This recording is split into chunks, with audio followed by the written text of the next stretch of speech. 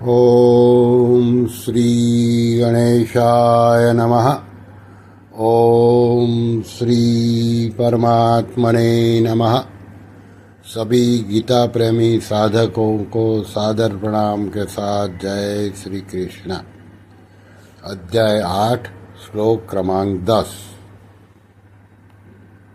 अब अंतकाल के चिंतन के अनुसार गति ये श्लोक में बताते हैं। प्रयाण काले मनसा चलेन भक्त्या युक्तो योग बलेन चैव भ्रुवोर्मध्ये प्राणमावैश्य सम्यक् सतं परम पुरुषमुपैति दिव्यम।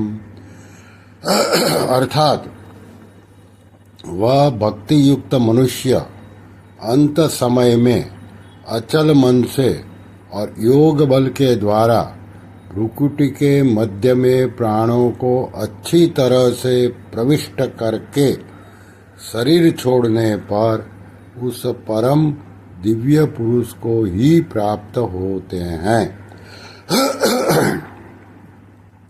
इस श्लोक को परम श्रद्धेय स्वामी रामसुखदास जी ने अपने ग्रंथ साधक संजीवनी में इस प्रकार समझाया है।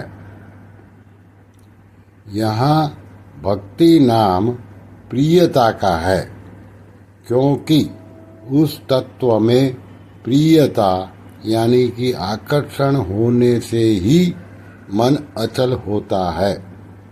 वह भक्ति अर्थात प्रियता स्वयं में होती है, मन बुद्धि आदि में नहीं। अंतकाल में कवि पुराण अनुशासिता आदि विशेषणों से पीछे के श्लोक में कहे हुए सगुण निराकार परमात्मा में भक्ति युक्त मनुष्य का मन स्थिर हो जाना अर्थात सगुण निराकार स्वरूप में आदर पूर्वक दृढ़ हो जाना ही भक्त का मन का अचल होना है।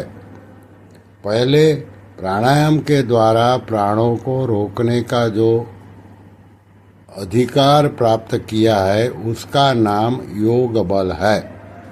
उस योग बल के द्वारा दोनों भ्रुवों के मध्य भाग में स्थित जो द्विदल चक्र है उसमें स्थित सुषुम्ना नाड़ी में प्राणों का अच्छी तरह से प्रवेश करके वह शरीर छोड़कर 10वें द्वार से होकर दिव्य परम पुरुष को प्राप्त हो जाता है।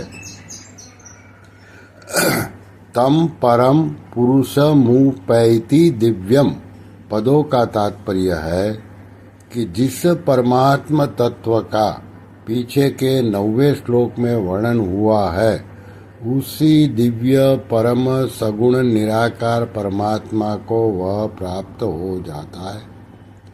8वें श्लोक में जो बात कही गई थी उसी को 9वें और 10वें श्लोक में विस्तार से कहकर इन 3 श्लोकों के प्रकरण का उपसंहार किया गया है। इस प्रकरण में सगुण निराकार परमात्मा की उपासना का वर्णन है। इस उपासना में अभ्यास की आवश्यकता है। प्राणायाम पूर्वक मन को उस परमात्मा में लगाने का नाम अभ्यास है। यह अभ्यास अणिमा महिमा आदि सिद्धि प्राप्त करने के लिए नहीं है, प्रत्युत केवल परमात्म तत्व को प्राप्त करने के लिए है।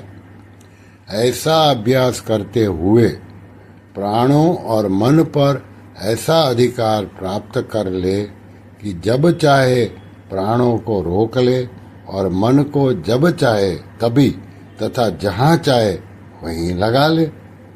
जो ऐसा अधिकार प्राप्त कर लेता है वही अंतकाल में प्राणों को सुषुम्ना नाड़ी में प्रविष्ट कर सकता है। कारण कि जब अभ्यास काल में भी मन को संसार से हटाकर परमात्मा में लगाने में साधक को कठिनता का, असमर्थता का अनुभव होता है। तब अंतकाल जैसे कठिन समय में मन को लगाना साधारण आदमी का काम नहीं है।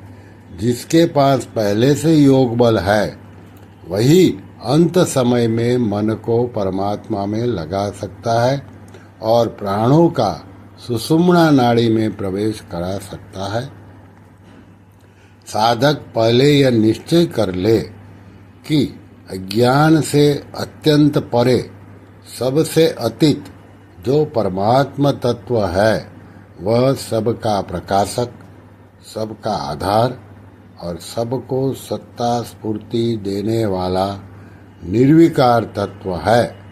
इस तत्व में ही प्रियता होनी चाहिए, मन का आकर्षण होना चाहिए, फिर उसमें स्वाभाविक मन लगेगा। श्री कृष्ण शरणम मम, श्री कृष्ण शरणम मम, श्री कृष्ण शरणम मम। ओम श्री कृष्णार्पणमस्तु।